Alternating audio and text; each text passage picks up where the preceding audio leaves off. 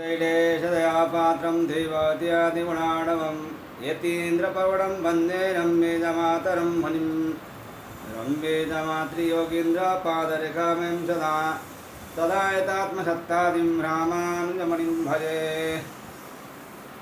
लक्ष्मीनाथसमारम्भं नाथयामुनमध्यमाम् अस्मदाचार्यपर्यन्तां वन्दे गुरुपरम्पराम् श्रीमच्छठारियतिराजकृपावलम्बं सौम्योपयन्त्रिगगनाद्रिमुनीन्द्रभवितं वेदान्तयुगमविशदीकरणाप्रवीणं रामानुजं यतिवरं गुरुमाश्रयामः। श्रीमद्काश्यपवंशमद्य गगने श्रीचन्द्रवद्भाषितम् श्रीमद्वेङ्कटनाथसेवनरतं बाणाचलोपासकम् श्रीमद्सूदनार्यकृपया सम्प्राप्य मन्त्रादिकं वन्देऽहं बुधवर्यमाधवगुरोः पदारविन्दं सदा। श्रवणं कीर्तनं विष्णोस्मरणं पादसेवनम् अर्चनं वन्दनं दास्यं सख्याम् आत्मनिवेदनम्।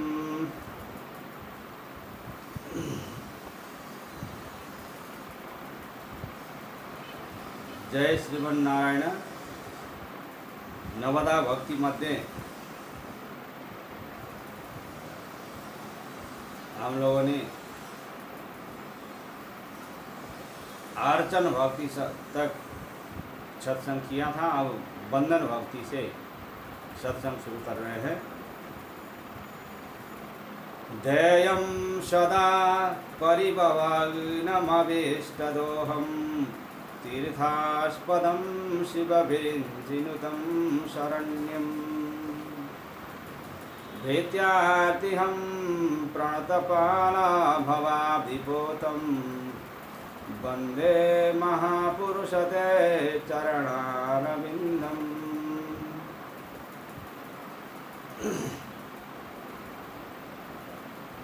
श्रीमद्भागवत एकादश स्कंध के 5-33 अध्याय 5 अध्याय के 33 श्लोक में, हे पुरुषोत्तम, हे प्रभु, जो सर्वदा ध्यान करने योग्य है, तिरस्कार को नष्ट करने वाले हैं, समस्त मनोरथों को पूर्ण करने वाला है, जो तीर्थों के आधार हैं, जिन्हें शिव और ब्रह्मा सिर से नमस्कार करते हैं, और जो शरणागतों की रक्षा करने में प्रवीण है, जो सेवकों की विपत्ति के नाशक है, नमस्कार करने वाले के रक्षक एवं संसार सागर के जहाज है, तुम्हारे उन चरण कमलों की मैं वंदना करता हूँ।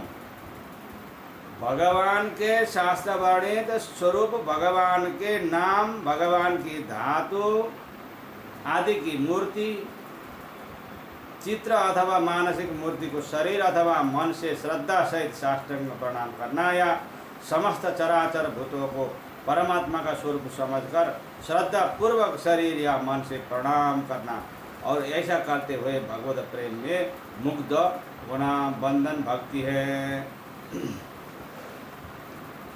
भगवान के मंदिरों में जाकर श्रद्धा भक्ति पूर्वक भगवान की मूर्ति को साष्टांग प्रणाम करना। यद्यपि मूर्ति नहीं कहना चाहिए, जब भगवान का प्राण प्रतिष्ठा हो जाता है तब मूर्ति नहीं कहना चाहिए, श्री विग्रह कहना चाहिए। भगवान का श्री विग्रह में साष्टांग प्रणाम करना। अपने अपने घरों में भगवान की प्रतिमा या चित्रपट को, भगवान के नाम को, भगवान के चरण और चरण पादुकाओं को, भगवान के तत्व रहस्य प्रेम प्रभाव और भगवान की मधुर लीलाओं का जिसमें वर्णन हो, ऐसे सत्शास्त्रों को और संपूर्ण चराचर जीवों को भगवान का स्वरूप समझकर या उनके हृदय में भगवान को स्थित समझकर विनय पूर्वक श्रद्धा भक्ति सहित गद भाव से प्रणाम करना बंधन भक्ति के प्रकार है।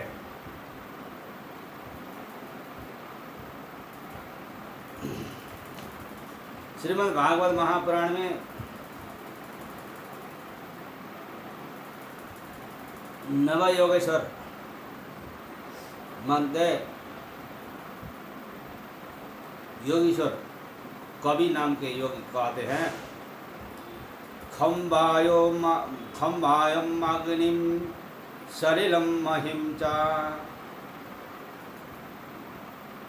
ज्योतिषे सत्वानि दश ध्रुमादिन शरीर समुद्राचारे शरीरम यत्किंच भूतम प्राणमेदनन्यः। एकादश करना 2 अध्याय 1:40। आकाश, वायु, अग्नि, जल, पृथ्वी, नक्षत्र, दिशाएं और वृक्ष, लता आदि एवं नदियाँ, समुद्र और संपूर्ण भूत प्राणी भगवान के शरीर हैं। अतः भगवान का अनन्य भक्त यावन मात्र जगत को भगवत भाव से प्रणाम करे, साष्टांग करे। भगवान को सर्वत्र और सब ओर समझकर उन्हें किस प्रकार प्रणाम करना चाहिए, इसके लिए अर्जुन का उदाहरण बड़ा सुंदर। अर्जुन भगवान को नमस्कार करते हुए कहते हैं, नमः पुरस्तादथ पृष्ठतस्ते नमस्तुते सर्वतयेव सर्व अनंत वीर्यामित विक्रमस्त्वं सर्वं समाप्नोषि ततोषि सर्वः। गीता 11:40। हे अनंत सामर्थ्य वाले, आपके लिए आगे से और पीछे से भी नमस्कार हो। हे सर्वात्मन, आपके लिए सब ओर से ही नमस्कार हो, क्योंकि अनंत पराक्रमशाली आप सब संसार को व्यक्त किए हुए हैं। इससे आप ही सर्वरूप हैं। श्री तुलसीदास स्वामी जी महाराज समस्त जगत को सिया राममय देखकर प्रणाम करते हैं। सिया राममय सब जग जानी, करऊं प्रणाम जोरी जुग पानी। भगवान में अनन्य प्रेम होकर भगवान को प्राप्त करना इस भक्ति का उद्देश्य है। भगवान के प्यारे प्रेमी भक्तों का संग और सेवन करके उनके द्वारा भगवान की वंदना, भक्ति का रहस्य, प्रभाव और तत्व समझने से इस बंधन भक्ति की प्राप्ति होती है। भगवान के रहस्य को समझकर उन्हें प्रणाम करने वाला सब दुखों से छूट जाता है।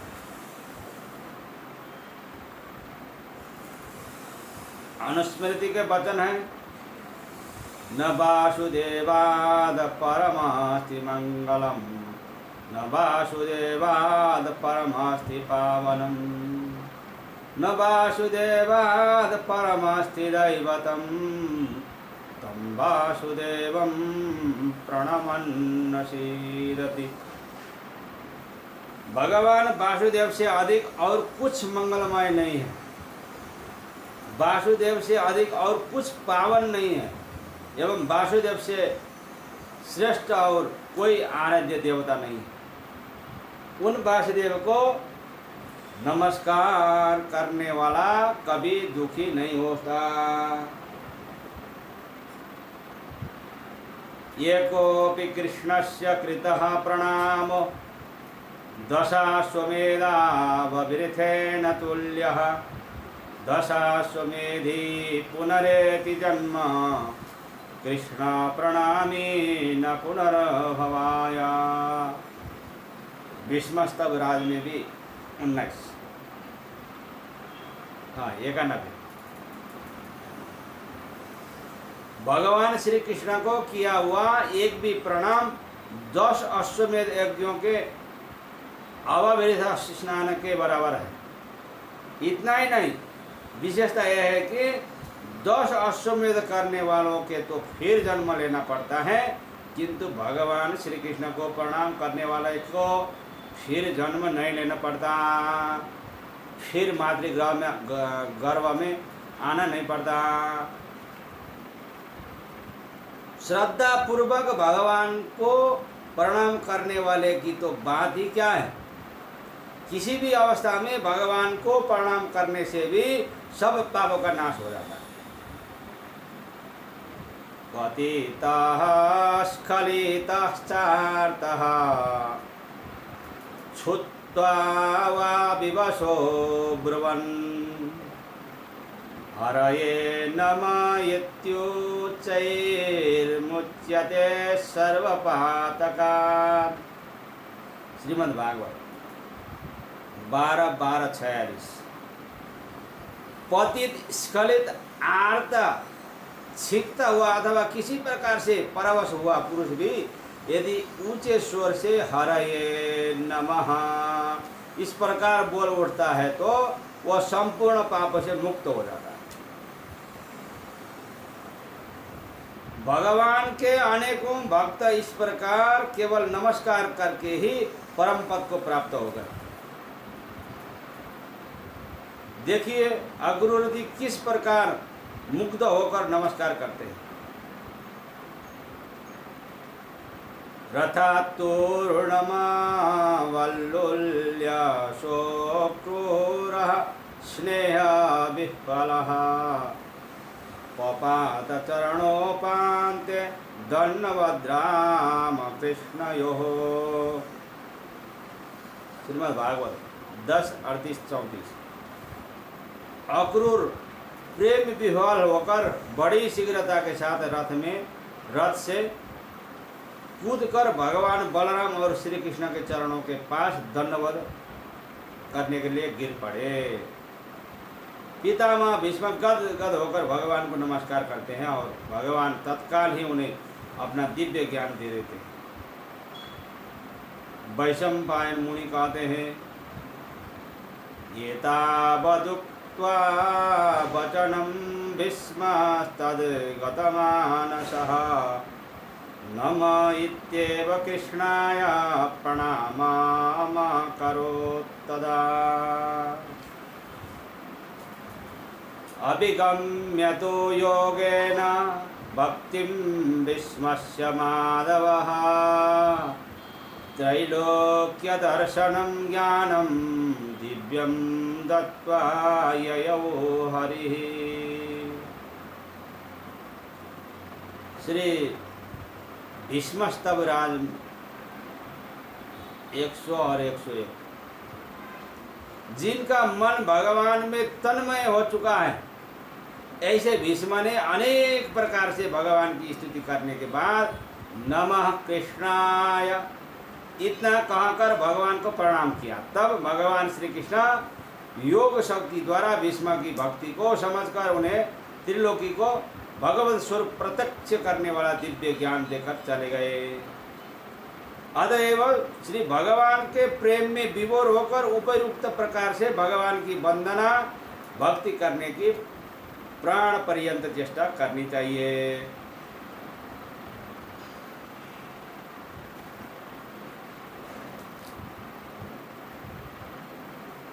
इस प्रकार से बंधन भक्ति यहीं पर पूरा हो जाता है। अब इसके बाद में दास्य भक्ति। सो अनन्य जाके आशी मति न टरई हनुमंत मैं सेवक सचराचर रूप स्वामी भगवंता। भगवान के गुण तत्व रहस्य और प्रभाव को जानकर श्रद्धा प्रेम पूर्वक उनकी सेवा करना और उनकी आज्ञा का पालना करना दास्य भक्ति। मंदिरों में भगवान के विग्रहों की श्री विग्रहों की सेवा करना, मंदिर मार्जन आदि करना, मन से प्रभु के स्वरूप का ध्यान करके उनकी सेवा करना, संपूर्ण चराचर को प्रभु का स्वरूप समझकर सबकी यथाशक्ति यथा योग्य सेवा करना, गीता आदि शास्त्रों को भगवान की आज्ञा मानकर उसके अनुसार आचरण करना और जो कर्म भगवान की रुचि प्रसन्नता और इच्छा के अनुकूल हो उन्हीं कर्मों को करना, ये सभी दास्य भक्ति के प्रकार हैं। भगवान के रहस्य को जानने वाले प्रेमी भक्तों के संग और सेवन से दास्य भक्ति की प्राप्ति हो जाती है सुलभ। भगवान में अनन्य प्रेम की प्राप्ति और नित्य निरंतर सेवा के लिए भगवान के समीप रहने के उद्देश्य से दास्य भक्ति की जाती है। केवल इस दास्य भक्ति से भी मनुष्य को सहज ही भगवान की प्राप्ति हो जाती है। गोस्वामी तुलसीदास जी स्वामी जी तो कहते हैं कि दास्य भाव के बिना भवसागर से उद्धार ही नहीं हो सकता। सेवक सेव्य भाव बिनु भवन तरई तरी और गारी भजहूँ राम पद पंकज अस सिद्धांत विचारी। श्री लक्ष्मण हनुमान अंगद आदि इस दास्य भक्ति के आदर्श उदाहरण है। भगवान श्री राम के वन जाते समय श्री लक्ष्मण जी की दशा का वर्णन करते हुए गोसाई जी कहते हैं, उतरु न आवत प्रेम बस गहे चरण कुलाई नाथ दसु मैं स्वामी तुम तजहूँ तो कहा बसाही। माता सुमित्रा ने लक्ष्मण को राम के साथ जाकर उनकी सेवा करने का कैसा सुंदर उपदेश दिया है। रागुरो सुईर्षा मधुमोह जनी सपने हुई न के बस हो सकल प्रकार विकार बिहाई मन क्रम वचन करे हो सेवकाई जही न राम बन लहई कलेशु सुत सोई करे हो इह ये उपदेशु। श्री हनुमान जी का तो सारा जीवन ही दास्य भक्ति से ओतप्रोत है। प्रथम ही ऋष्यमुख पर्वत पर भगवान श्री रामचंद्र जी को पहचान कर हनुमान जी कहते हैं, एको मई मंद मोह बस कुटिल हृदय अज्ञाना पुनि प्रभु मोहि बिसरे ओ दीनबंधु भगवान। यद्यपि नाथ बहु अवगुण मोरे सेवक प्रभु ही परे जनि भोरे नाथ जीव तव माया मोहा सो निस्तरई तुम्हारे ही छोहा सेवक सुत पति मातु भरोसे रही अशोच बनई प्रभु पोसे। भगवान भी अपनी सेवक वत्सलता का परिचय देते हुए हनुमान को उठाकर हृदय से लगा लेते हैं और प्रेमाश्रुओं से उनके अंगों का चिंतन करते हुए कहते हैं, सुनु कपि जी मानसि जनियो ना तै मम प्रिय लक्ष्मण ते दूना समदरसि मोहि कह सब को सेवक प्रिय अनन्य गति सो। दास्य भक्ति का भक्त अपने स्वामी की कृपा का कितना विश्वासी होता है, इसके संबंध में हनुमान जी ने विभीषण से जो कुछ कहा है वह स्मरण रखने योग्य है।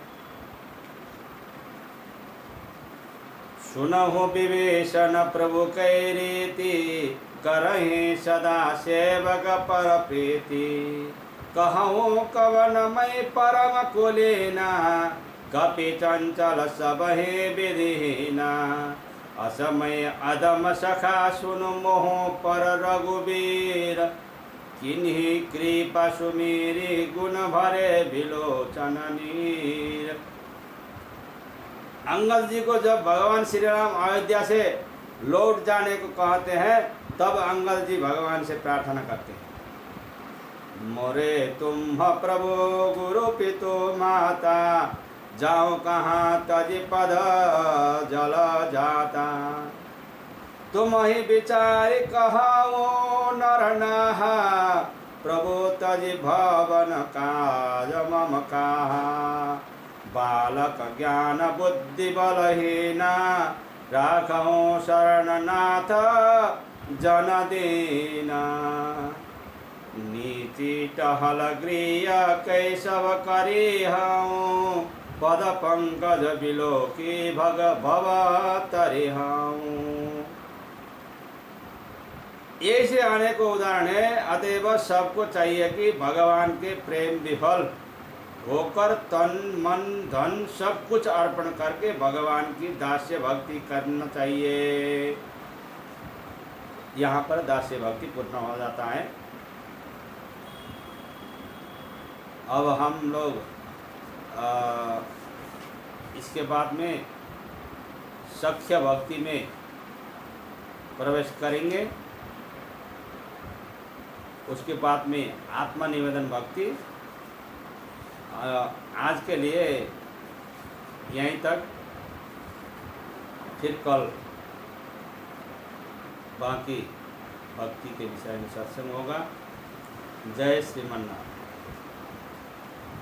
अस्मद् गुरु जय जय परम गुरु जय जय श्री सर्वगुरु रामानुज जय जय